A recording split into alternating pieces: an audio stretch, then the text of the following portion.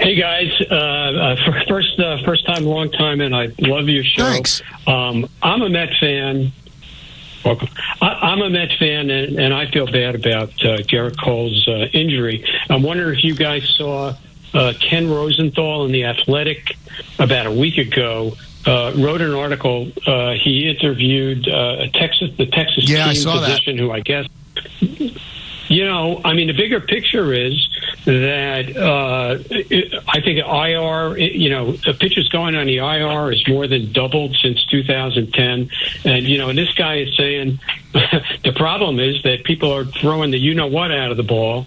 You throw a 95 mile an hour slider or power changeup, they're calling it, or throwing 100 mile an hour fastball, and guys are breaking down, right and Gene, left. I'm sure it has. I'm sure it has something to do with it. When Gene's talking about a story by Ken Rosenthal, where he talked to Dr. Meister of the Rangers, who said guys are just throwing too hard, and the arm can't support it. And and that's all they're teaching, Don. Everybody goes to the Driveline Academy to get increased velocity, so they're throwing all out. That's why pitchers can't go more than 5 or 6 innings anymore. That's why Garrett Cole was such an outlier, because he could throw 98 miles an hour in the first and 98 miles an hour in the ninth, but I think it's too much wear and tear on the arm. Now, every once in a while, there's another kind of outlier like Nolan Ryan, who could do it till he's 45, but they are few and far between, and pitchers just get hurt all the time. There's got to be a reason. See, what I think, and not being any kind of a doctor or medical science at all, is these 96 mile per hour sliders. That's what got DeGrom. Nolan Ryan threw hard, right? He threw fastballs, but these guys are throwing the torque on their arm for sliders and curveball with velocity. I think that's what's doing the damage more than the fastball. I mean, a fastball is usually somewhat straight. The arm angle is different, so you can maybe get a little bit more torque and throw without putting that much on the arm.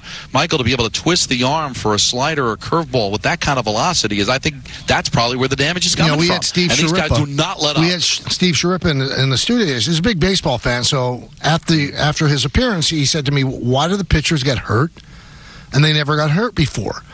And I said, well, they did get hurt before, but they didn't have a union, so they pitched through it. I'm sure Whitey Ford tore his UCL, and he pitched through it. I mean, that's just all there is to it. Now, there's such a dearth of pitching that they treat them with kid gloves and not going to allow a pitcher to pitch through any kind of injury. Well, it's the dearth of pitching. It's how much money you've invested and how many years you've invested in this pitcher, where you want to keep them healthy as long as you can. So if that means shutting them down early in the contract or putting them on the IL, we're back in the day where a lot of these guys, back when we were growing up, basically 1-year deals, not a ton of money invested. Yeah, wear them out. If they get hurt, they get hurt. We'll find a way to replace them.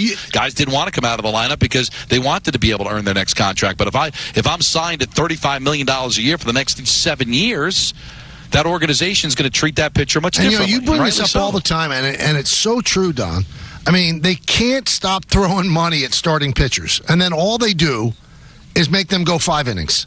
They can't stop throwing money at starting pitchers, and they don't use them. Right. And the Texas doctor said that what the Rangers are going to do, they're going to start preparing their pitchers to go longer in the minor leagues. Now, it's hard to do because usually your whole rotation doesn't come out of your system, so you're going to get some pitchers that come out of a system that doesn't let you throw 80 pitches. So it's a conundrum, but the weird part is they don't look at pitchers the way the Yankees have used Cole, which is the right way to use them. They use them like 5 innings at a time, and they're paying them $30 million a year. It's crazy. If you're going to pay them that kind of money and they're only going to appear in 32 games, get innings out of them. Get innings out of them. And what do they say about dominant pitchers? The time to get them is early in the game, because they're not going all out in the first inning because they want to hang out. They want to be able to pitch beyond the 7th inning.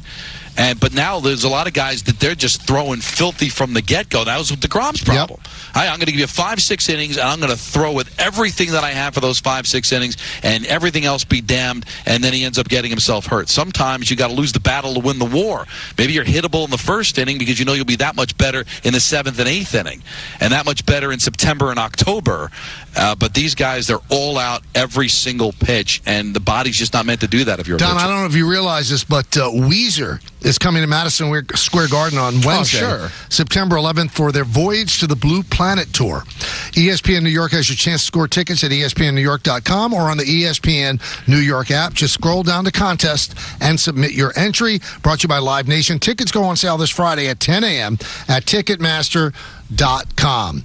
Greg Anthony, who's going to do tonight's game on TNT with Ian Eagle, he's going to join us and break down the Knicks against the Sixers. So stay tuned for that right here on, yes, 98.7 ESPN.